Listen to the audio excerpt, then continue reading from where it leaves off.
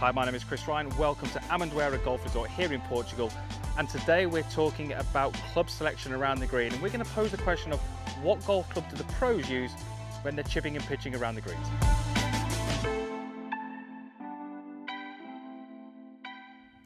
So thank you for joining me here at Amendoeira in Portugal. I've just been out here hosting a golf school for a few days, and they've kindly given me access to these fantastic facilities to create some content which I think is going to help you improve your golf game. In this particular video, we are talking about the short game and those shots from around the green that I call the scrambling shots. So we're not really talking about the chips from, maybe a yard or 2 yards off the green. We're not really talking about those 60, 70 yard pitch shots, but those in between shots, the 20, 30 yard shots around the greens, over bunkers, from this sort of situation. And the question I'm answering in this video is, what club do the pros use to hit these shots with? Now, obviously, I can't speak for every single pro out there, but if we were to look at the tours across the world, the LPGA, the PGA European Tour, we would tend to see some common traits amongst those golfers. They would tend to be using one or two of their wedges. So in my hand here, I've got my 56 degree club. I also carry a 52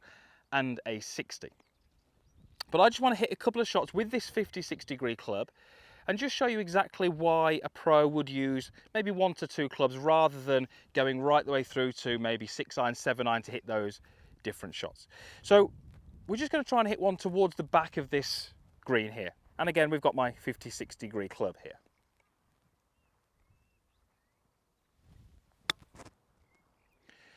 So you'll notice I was able to flight that ball very, very low. I was able to land it on the green. I was able to make that ball roll out towards the back of that green. Now, with this same club, I want to be able to have the ability, or I should have the ability, to use this same golf club to hit a shot which would fly mid-distance. And you can see that ball's pulled up a little bit quicker. So that had a different flight, a different amount of rollout. I would also really like to have the ability to take this golf club and hit a shot which is even higher than that, landing shorter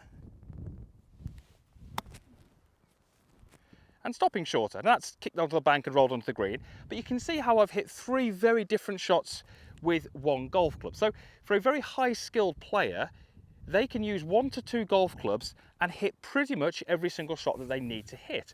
What it does mean is that their skill level is really increasing because they're starting to be able to control the approach angle to the ball.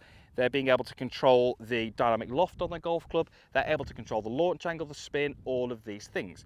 Now, if I was coaching a relatively newer golfer, someone who's pretty early into the game, maybe their skill level isn't quite as high, I would generally be looking at them to use a variety of the clubs that are in their bag.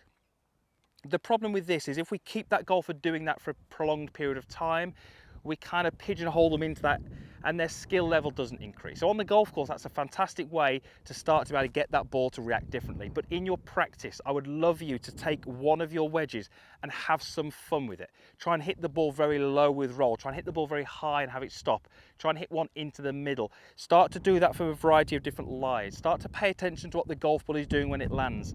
Start to, as I say, have some fun with it and experiment with this golf club. Start to see how far you can push it.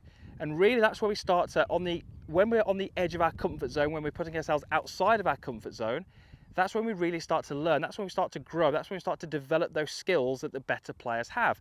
One of the things that's really interesting is what we see the better players do, we don't tend to see the beginner golfers do.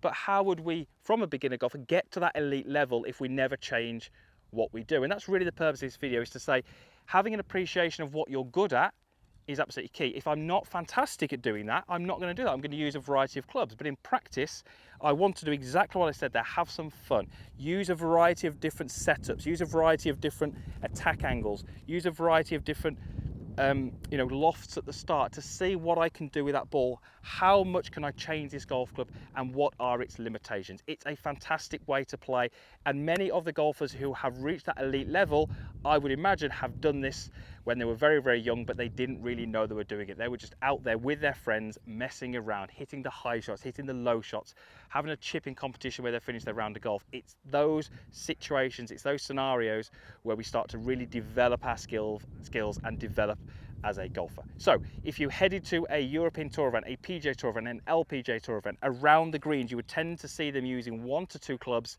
because they are highly skilled. They can do whatever they want with that club. You can definitely start to move towards that model by making your practice efficient, doing the right things in practice, having some fun with it, using your wedges to see what you can make that golf ball do. And you're going to get to a point where those skills can then be transferred to the golf course, and you will have the ability to use 1 to 2 clubs around the green and hit to pretty much whatever flag position you are faced with. Thank you for watching. I really hope that was helpful. Not a huge amount of technical stuff in here, but really I think things that are going to help you progress your game forward and reach that next level if that's what you are looking to do. I have to say massive thank you to Amendoira. I'm sure you'll agree this facility looks absolutely fantastic. I've been filming some videos. I would love to be up there hitting some golf balls. I might finish this video and go and clip a few away, but if you ever get a chance to visit, I would highly recommend it because it is a fantastic place with 2 superb golf courses. Thanks for watching. Usual stuff is down below. Comments box, like button. I would also love to have you a free member of my channel. There is a subscription button over here. Just click that. It's absolutely free. It just means you won't miss any of the upcoming content. Thank you very much for watching. I hope we shall see you back here again soon.